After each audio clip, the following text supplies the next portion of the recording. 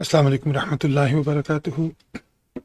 الحمد للہ وکفا وسلام علی عبادہ الذین اصطفیٰ اما بعد اعوذ باللہ من الشیطان الرجیم بسم اللہ الرحمن الرحیم والذین جاہدوا فینا لنہدینہم سبلنا سبحان ربک رب العزة عما یصفون وسلام علی المرسلین والحمد للہ رب العالمین۔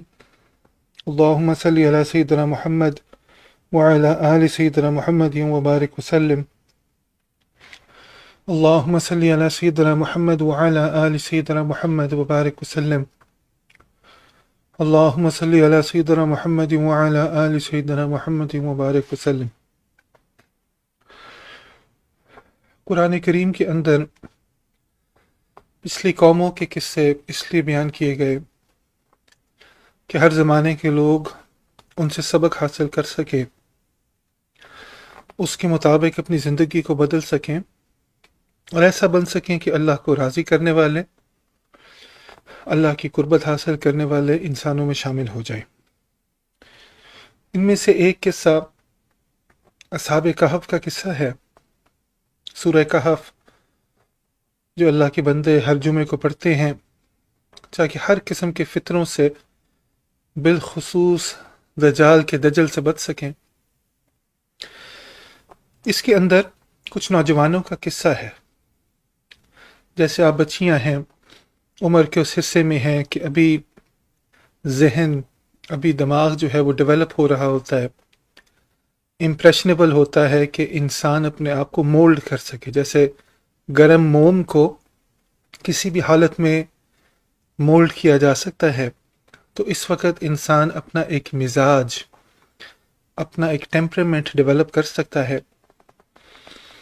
تو یہ لوگ اس عمر میں تھے، انہوں نے دیکھا کہ وہ ایک ایسے معاشرے کے اندر ہیں جو شرک کا معاشرہ ہے، جو ظلم کا معاشرہ ہے۔ چنانچہ انہوں نے فیصلہ کیا کہ اپنے ایمان کی حفاظت کے لیے ہمیں اس جگہ کو چھوڑنا ہے۔ اللہ کی تلاش میں نکل گئے۔ انہوں نے ایک غار کے اندر، کہف کے اندر پناہ لی۔ اللہ تعالیٰ نے ان کے اوپر ایک لمبی نیند طاری کر دی، اور وہ اس لحاظ سے اصحاب کہف سے کے نام سے مشہور ہو گئے۔ ابھی بھی کسی کو موقع ملے تو اردن، جارڈن کے اندر وہ غار موجود ہے کہ جہاں یہ اللہ والے، اللہ کے ولی جو تھے، انہوں نے پناہ لی تھی۔ اب اس قصے سے کئی انسان کو اسباق ملتے ہیں۔ آج صرف دو چیزوں کے بارے میں بات کرے گا۔ سب سے پہلے کہ کبھی کبھار انسان کو کچھ بننے کے لیے کچھ کھونا پڑتا ہے، کہ انسان اپنے ارد گرد کمفرٹ کا، آرام کا، سکون کا، چین کا ماحول چھوڑ کر کسی ایسے غار کو تلاش کرنا پڑتا ہے کہ جس کے اندر انسان رہ کر اپنے ایمان کی حفاظت کر سکے۔ چنانچہ آپ بچیاں انتہائی گرمی کے ماحول میں اگر مدرسے میں آئی ہیں، یا جو لوگ مدارس، خانقاہوں کا رخ کرتے ہیں، یہ اصل میں اس زمانے کی کہف ہے کہ ارد گرد کے زمانے کو دیکھ لیں، آپ کو عمومی طور پر بے حیائی نظر آئے گی، عمومی طور پر تقوی کی کمی نظر آئے گی، فسق و فجور عروج پر ہے، غفلت اور معصیت عروج پر ہے۔ تو جو لوگ ان نوجوانوں کی طرح اللہ کی تلاش کرنے والے ہیں، تو ان کو پھر مدارس، خانقاہوں کا رخ کرنا چاہیے کہ جن میں رہ کے وہ اپنے ایمان کی حفاظت کر سکے۔ چنانچہ آپ کا یہاں پہ رہنا، وقت گزارنا اگر تو اللہ کے لیے ہے تو اس میں کوئی شک و شبہ نہیں کہ آپ کو اللہ مل جائے گا، اور اگر انسان کی نیت کچھ اور ہے تو اللہ تعالیٰ نیت کے بقدر ہی انسان کے ساتھ فیصلے کیا کرتے ہیں۔ دوسرا جو انسان ان اصحاب کہف کے قصے سے سیکھتا ہے کہ آپ کو پتہ ہے کہ ایک کتا تھا جو ان بزرگوں کے ساتھ ان کے پیچھے پیچھے چلنے پر لگ گیا، اور جب وہ غار کے اندر گئے تو اس کتے نے بھی غار کے اندر، اس نے وہاں پہ پناہ لے لی۔ چنانچہ کہا جاتا ہے کہ کل قیامت والے دن اللہ تعالیٰ اس کتے کو بھی انسانی شکل دے کر جنت میں شامل کر لیں گے۔ اب انسان سوچتا ہے کہ اس کتے نے کوئی عمل تو نہیں کیے، کوئی نمازیں نہیں پڑھی، کوئی زکوٰۃ نہیں دی، کوئی روزے نہیں رکھے، اس کا کیا فعل تھا، اس کا کیا عمل تھا جو اللہ کو اتنا پسند آیا کہ جنت کے فیصلے ہو گئے؟ اس کتے نے وہ کیا جو قرآن کے اندر حکم ہے، کونوا مع الصادقین، کہ سچوں کے ساتھ جڑ جاؤ، اللہ والوں کے ساتھ جڑ جاؤ، ان لوگوں کے ساتھ کہ جن پہ تقوی کا رنگ ہے، حیا کا رنگ ہے، احسان کا رنگ ہے، اخلاص کا رنگ ہے، کہ جن کا اندر اور باہر اس کے اندر تضاد نہیں ہے، ان لوگوں کے ساتھ جڑ جاؤ۔ فقط اس کام کرنے سے اللہ تعالیٰ اس کو انسانی روپ دے کر جنت عطا فرما دیں گے۔ چنانچہ آپ سب پڑھنے والیاں بھی اور پڑھانے والیاں بھی میری بیٹیوں کی طرح ہیں، چنانچہ آپ سب کو یہی نصیحت بھی ہے، وصیت بھی ہے کہ اگر اپنے ایمان کی حفاظت چاہتے ہیں اس زمانے میں تو ہم اس کی طرح بن جائیں، یعنی اللہ والوں کا دامن ہاتھ سے نہ جانے دیں۔ الحمدللہ جس مدرسے میں آپ ہیں اس مدرسہ میں صرف آپ کو ظاہری تعلیم نہیں دی جاتی، یہ مدرسے سے بڑھ کر خانقاہ ہے۔ جب ہم نے اس چیز کو شروع کیا 2001 یا 2 کی بات ہے، تو اس وقت 2002 میں اس مدرسے کا آغاز ہوا تھا، تو دل میں صرف یہی تمنا تھی، یہ نہیں کہ ایک اور ادارہ کھول لیا جائے ہزاروں اداروں کے ساتھ کہ جس کے اندر بس کتابوں کو ہی پڑھایا جائے، نہیں، مقصد یہ تھا کہ ایک تربیت گاہ بن جائے کہ ہم جانور سے انسان بن جائیں، کہ ہمیں بھی اللہ تعالیٰ بڑوں کی نیکوں کی صحبت کی برکت سے اس کی طرح، اس جانور کی طرح ہمیں اس میں شامل کر لیں کہ جس کے لیے اللہ تعالیٰ نے جنت کے فیصلے کیے۔ تو انشاءاللہ تعالیٰ ان چیزوں کو ذہن میں رکھیں۔ اور تیسری چیز جو میں آپ کے سامنے رکھنا چاہتا ہوں، جو میں پہلے بھی ایک آدھ مرتبہ بات کر چکا ہوں، کہ یہ جو جامعہ ہے یہ ایک بڑا ادارہ جو کہ عالمی ادارہ ہے، جس کو ہم زینب سینٹر انٹرنیشنل کے نام سے جانتے ہیں، جس کی الحمدللہ ثم الحمدللہ کئی برانچز جو ہیں مختلف جگہ پہ کھلی ہوئی ہیں۔ اسلام آباد میں اصلاح البنات کے نام سے مشہور ہے، اور راولپنڈی کے اندر الفلاح سینٹر کے نام سے مشہور ہے۔ یہ سب کے سب جیسے بیٹیاں ہیں ایک ہی ماں کی۔ تو جیسے ایک ماں کا ایک مزاج ہوتا ہے جو بیٹیوں کے اوپر چڑھ جایا کرتا ہے، تو زینب سینٹر کا مزاج سمجھ لیجئے۔ زینب سینٹر آج سے کم از کم نہیں تو 18 سال پہلے، ہم نے 2003 کے اینڈ میں، نومبر کی بات ہے، شروع کیا ایک بچی کے ساتھ۔ یہ بچی کسی زمانے میں پڑھا کرتی تھی راولپنڈی میں آپی جان کے ساتھ، تو شادی کر کے ادھر آئی۔ مغرب کا ماحول ایسا ہے کہ انسان کو چندھیا دیتا ہے، یعنی کہ ایک دم انسان اس کی چمک دمک کو دیکھ کر رستے سے ہٹ جاتا ہے۔ چنانچہ اس بیچاری بچی کے ساتھ جو وہاں پہ حفظ کر رہی تھی، کچھ ایسا ہی معاملہ ہوا، دین سے دور ہو گئی۔ آپی جان اس وقت ہماری بچی زینب کے ساتھ امید سے تھیں، انہوں نے اسی حالت میں بستر پر لیٹ کر، زمین کے اوپر ایک گدا ہوتا تھا، اس کے اوپر لیٹ کر فون کے اوپر اس بچی سے، جو کہ کسی اور سٹیٹ میں، کسی اور یعنی کہ صوبے میں ہوتی تھی، بس روزانہ کئی گھنٹے اس سے قرآن سنا کرتی تھی۔ تو یہ زینب سینٹر کی ابتدا تھی۔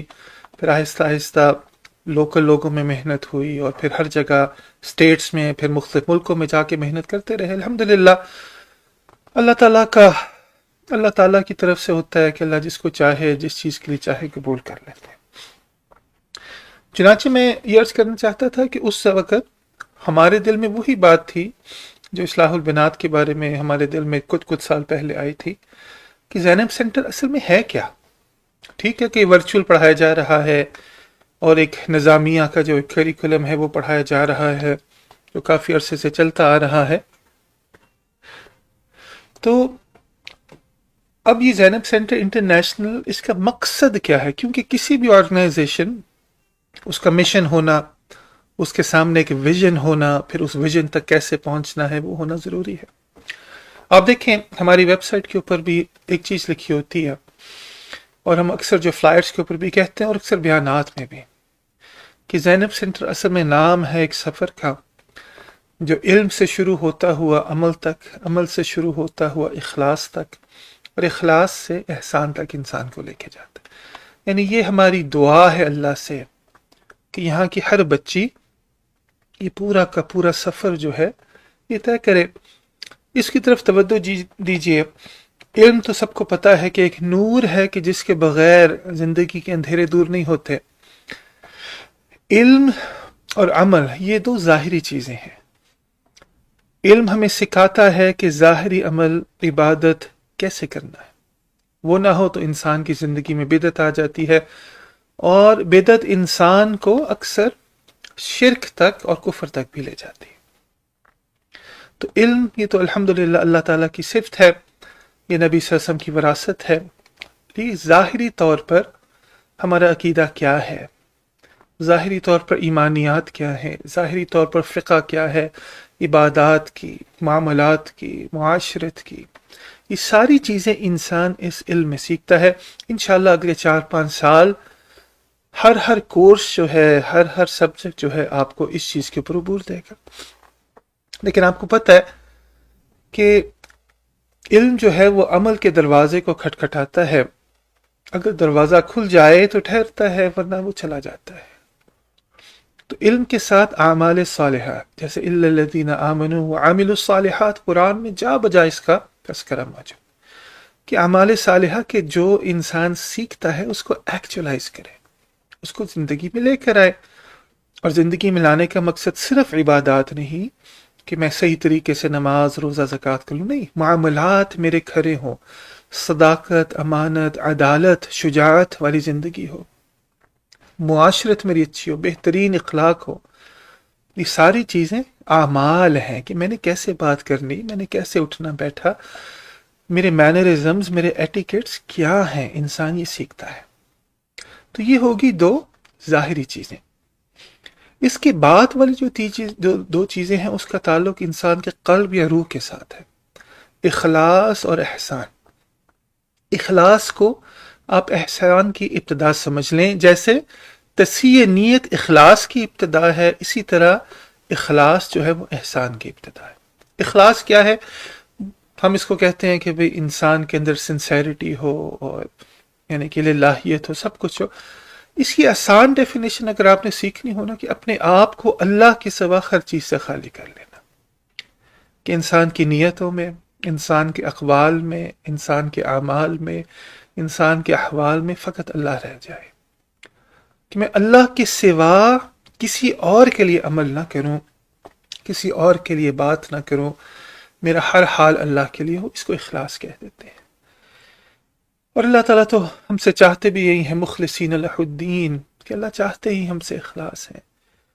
اور جو اخلاص نہیں حاصل کر پاتا، حدیث پاک میں ہمیں بتایا گیا، وہ شرک خفی کا مرتکب ہوتا ہے. ایک شرک جلی ہوتی ہے، کھلی دھلی شرک، جو عام طور پر کم ہی لوگ کرتے ہیں اگر وہ مسلمان ہیں. لیکن شرک خفی وہ چیز ہے جو ہر بندہ کر بیٹھتا ہے، یعنی ریا کی کیفیت، دکھاوا، اپنے آپ کو کچھ سمجھنا، یہ ہر ایک میں آ جاتا ہے. جب انسان اپنے اندر یہ ڈائریکشن، یعنی یہ اپنی سمت ٹھیک کر لیتا ہے کہ ہر سمت اللہ ہی کی طرف ہو، تو ایک وقت آتا ہے کہ اس کا جو انر ڈائریکشن ہوتا ہے، اس کے من کے اندر کی جو سمت ہوتی ہے، وہ ہر طریقے سے اللہ ہی کی طرف متوجہ ہو جاتی ہے. اس کو ہم حضوری قلب بھی کہہ دیتے ہیں، اس کو ہم احسان کہتے ہیں، جس کو نبی صلی اللہ علیہ وسلم نے فرمایا ان تعبد اللہ کأنک تراہ فإن لم تکن تراہ انہ یراک، کہ اللہ کی ایسے عبادت کرو، اپنے عبد ہونے کا ایسے اظہار کرو کہ جیسے تم اللہ کو دیکھ رہے ہو. یعنی کہ ایک مشاہدے کی عالم میں زندگی گزارنا ہے کہ جہاں دیکھیں اس کو اللہ نظر آئے. اور اگر ایسی کیفیت نہیں تو یاد رکھو انہ یراک، کہ اللہ تو تمہیں دیکھ رہا ہے. تو اس کیفیت سے انسان شروع کرتا ہے، انہ یراک، کہ الم یعلم بان اللہ یرا، کیا یہ نہیں جانتے کہ اللہ ان کو دیکھتے ہیں. اس سے ابتدا ہوتی ہے، اور انتہا یہ ہوتی ہے کہ اللہ تعالیٰ کی تجلیات کے مشاہدے میں انسان چلا جاتا ہے. تو پہلے دو کام علم و عمل انسان مدرسے میں سیکھتا ہے، اور اخلاص اور احسان کے لیے سر کے اوپر ایک شیخ کا ہونا، ایک پیر کا ہونا، ایک مرشد کا ہونا، جو محبت کے ساتھ کبھی ڈانٹ کے ساتھ انسان کو انسان بننا سکھائے. یعنی پینٹ یا رنگ خریدنا یہ علماء کے ساتھ ہے، اور اس رنگ میں رنگ جانا، وہ صبغت اللہ، اللہ تعالیٰ کے رنگ میں رنگ جانا، یہ مشائخ کی صحبت سے انسان کو ملتا ہے. ایک واقعہ ذہن میں آتا ہے، مفتی رشید احمد گنگوہی صاحب رحمۃ اللہ تعالیٰ علیہ، مفتی اعظم تھے، بہت بڑے اللہ والے تھے. تو ان سے کسی نے سوال کیا، حضرت آپ کی بیعت حاجی امداد اللہ مہاجر مکی صاحب رحمۃ اللہ تعالیٰ علیہ سے ہے، جو کہ خود پورے عالم بھی نہیں ہیں اور آپ اتنے بڑے مفتی اعظم ہیں. انہوں نے جو جواب دیا سونے کی سیاہی سے لکھنے والا، کہنے لگے کہ دیکھو مدرسے کے اندر ہم نے مٹھائیوں کے نام رٹ لیے، یاد کر لیے، اب ان کو چکھنے کے لیے اب ہم حاجی صاحب کے پاس جاتے ہیں. یعنی کہ اتنا پروفاؤنڈ یہ سٹیٹمنٹ ہے نا، کہ دیکھیں چیزوں کا پڑھ لینا تو بہت احسان ہے، متقی تقوی حاصل کر لو، احسان حاصل کر لو، اخلاص حاصل کر لو، عدل والے بن جاؤ، کہ دل کے اندر ایک زہد آ جائے اور یہ کہ صدق آ جائے. یعنی کہنا تو بہت آسان ہے، تو پتہ چلا الفاظ سے کہہ دینا بہت آسان ہے، اس کے احوال کو محسوس کرنا یہ ذرا مشکل کام ہے. تو مدرسے میں انشاءاللہ تعالی دونوں چیزیں سیکھنی ہیں، کہ ظاہری الفاظ بھی سیکھنے ہیں، ان الفاظ کی حقیقت تک پہنچنا ہے ذکر کے ساتھ، مجاہدے کے ساتھ، اپنے اوپر کام کر کے، اپنے اخلاق سنوار کے، تاکہ حقیقتاً آپ سب بلکہ ہم سب اللہ والے بن جائیں. حقیقتاً یعنی ہم یہ نہ کہیں کہ ہم اللہ والے بن گئے ہیں، بلکہ اللہ یہ کہیں کہ بھئی یہ میرا بن گیا ہے، ایسے بن جائے. میں آپ کو بڑا کہہ دوں، آپ مجھے بڑا کہہ دیں، اس سے کیا فرق پڑتا ہے؟ اصل چیز تو یہ ہے کہ اللہ کے ہاں ہمارا کوئی مقام ہو. تو یہ ساری چیزیں ذہن میں اب آپ نے رکھنی ہے کہ یہ آپ کا کہف ہے، یہ مدرسہ. دوسرا یہاں کی کونوا مع صادقین کے نیکوں کے ساتھ جڑنا ہے. انشاءاللہ تعالیٰ آپ کی جو یہاں اساتذہ کرام ہیں، جو آپ سے سینئر ہیں، انشاءاللہ ان سے بھی سیکھیں، ان سے بھی پوچھیں کہ بھئی میں نے صرف نحب کا ضربہ یضرب ضرباً تو سیکھنا ہے، لیکن میں نے اللہ والا کیسے بننا ہے، یہ سوال کریں، مل بیٹھ کر ذکر کریں، ذکر کی مجالس میں شامل ہوں. انشاءاللہ یہ آجز جو ہے، پچھلے سال بھی سارا سال ایک مجلس چلتی رہی، ابھی بھی آپ کی کلاسز شروع ہوں تو دوبارہ شروع کریں گے انشاءاللہ. اور پھر انسان سمجھے کہ میں یہاں کرنے کیا آیا ہوں، علم، عمل، اخلاص اور احسان.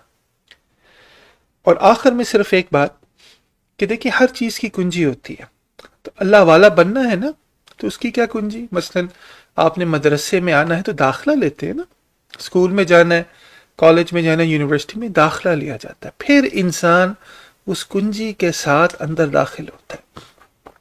تو یہ علم، عمل، اخلاص، احسان، اس کی کنجی کیا ہے؟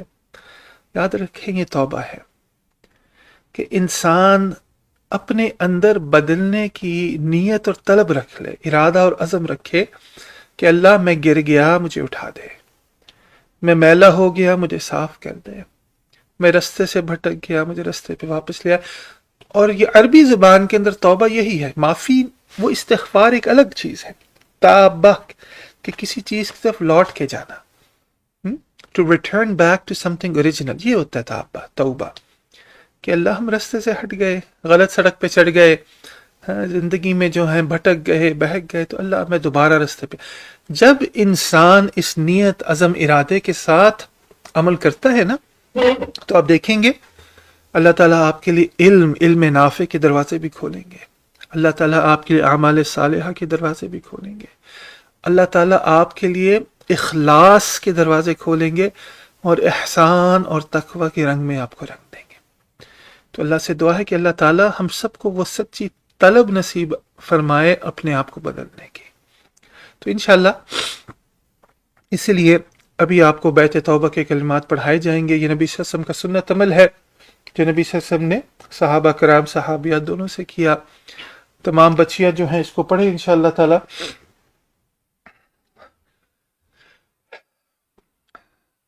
اس کے لیے 3 نیتیں کرائی جاتی ہیں. سب سے پہلے یہ عمل ہم اللہ رب العزت کی رضا کے لیے، نبی صلی اللہ علیہ وسلم کی اتباع کے لیے، اپنی اصلاح کے لیے کر رہے ہیں، اور اس میں رکاوٹ ہمارے گناہ ہیں تو گناہوں پہ ندامت ہو، شرمندگی ہو، دل میں معافی کی کیفیت ہو. دوسرا کہ ہمارے اندر جو درنگی آ گئی، نفاق آ گیا، اس سے توبہ کرتے ہیں اور نئے سرے سے پورے کے پورے دین میں داخل ہوتے. ادخلوا فی السلم کافہ. تیسری چیز یہ ہے کہ ہم جو ہیں یہ عمل اس لیے کر رہے ہیں کہ ہمارا ایک روحانی قلبی اصلاحی تعلق جو شیخ پڑھا رہے ہیں ان کی پیچھے جتنی نسبتیں نبی صلی اللہ علیہ وسلم سے جا کے مل رہی ہیں، ان تمام نسبتوں سے ہمارا قلب ان بزرگوں کے دلوں سے ہوتا ہوا نبی صلی اللہ علیہ وسلم کے دل سے جا کے، قلب اطہر سے جا کے مل رہا ہے. انشاءاللہ تعالی ان کلمات کو سچے دل کے ساتھ پڑھیے. بسم اللہ الرحمن الرحیم. لا الہ الا اللہ محمد الرسول اللہ. آمنت باللہ وملائکتہ وکتبہ ورسلہ والیوم الآخر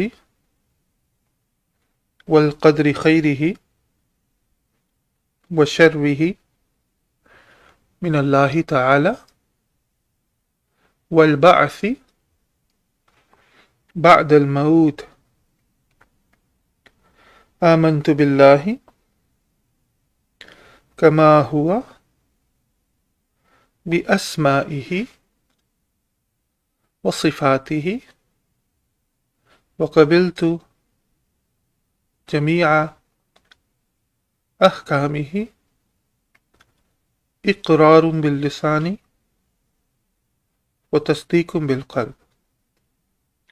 اشہد ان لا الہ الا اللہ واشہد ان محمدا عبدہ ورسولہ. استغفر اللہ ربی من کل ذنب واتوب الیہ. استغفر اللہ ربی من کل ذنب واتوب الیہ برحمتک یا ارحم الراحمین. آمین یا رب العالمین. ان کلمات کو پڑھنے سے آپ توبہ طائب ہو چکے ہیں. چند معمولات زندگی میں شامل کریں. صبح شام 100 بار استغفار کیجئے. استغفر اللہ ربی من کل ذنب واتوب الیہ. صبح شام 100 بار درود شریف پڑھیں. اللہم صلی علی سیدنا محمد وعلی آل سیدنا محمد مبارک وسلم. قرآن کریم کی تلاوت صبح شام کیا کریں انشاءاللہ تعالی. ایک پارہ بہت اچھا، آدھا پارہ، کوارٹر پارہ پڑھیں انشاءاللہ تعالی. 5ویں چیز انشاءاللہ وقوف قلبی رکھیں. چلتے پھرتے لیٹے بیٹھے اللہ کا دھیان، دست بکار دل بیار، ہاتھ کام کاج میں ہو، دل اپنے یار یعنی اللہ کے ساتھ جڑا ہوا ہو. اس کے علاوہ مراقبہ ذکر خفی کریں آدھا گھنٹہ صبح شام کو. آنکھوں کو بند کر لے، سر کو جھکا لیجئے، دنیا ما فیہا سے ہٹ کے اللہ کی یاد میں ڈوب جائیے. تصور کیجئے کہ نہ زمین ہے، نہ آسمان، نہ چاند سورج ستارے، نہ انسان، نہ حیوان، نہ شیطان، فقط اللہ کی ذات اقدس ہے. اور نیت کیجئے کہ فیضان الہی کے انوارات آ رہے ہیں، قلب میں سما رہے ہیں، دل کی ظلمت سختی گندگی کو دور کر رہے ہیں، اور قلب کہہ رہا ہے اللہ اللہ اللہ. انسان کا روحانی قلب انسان کے لیفٹ چیسٹ سے 2 انگلیاں نیچے ہوتا ہے.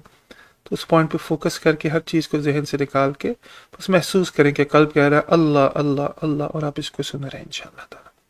چھٹا کام رابطہ شیخ ہوتا ہے. تو اپنے حالات کیفیات وقتاً فوقتاً مہینے میں 1 مرتبہ 2 مرتبہ آپ اپنے بتاتے رہیں کتنا ذکر ہو رہا ہے، کیا اثر ہو رہا ہے، تاکہ اس کے مطابق سلوک میں آگے بڑھیں. جیسے ظاہری علم کا ایک پورا کریکلم ہے، اسی طرح سلوک کا بھی ایک کریکلم ہے تاکہ انسان اس میں آگے نکلے.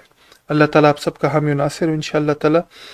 دل میں آپ سب کے لیے دعائیں ہیں. اللہ تعالیٰ ہر قسم کے فتنے، فساد، گناہوں سے، غفلت سے بچا کے اللہ تعالیٰ آپ کو منزل مقصود تک پہنچا دے. آمین یا رب العالمین. وآخر دعوانا ان الحمد للہ رب العالمین.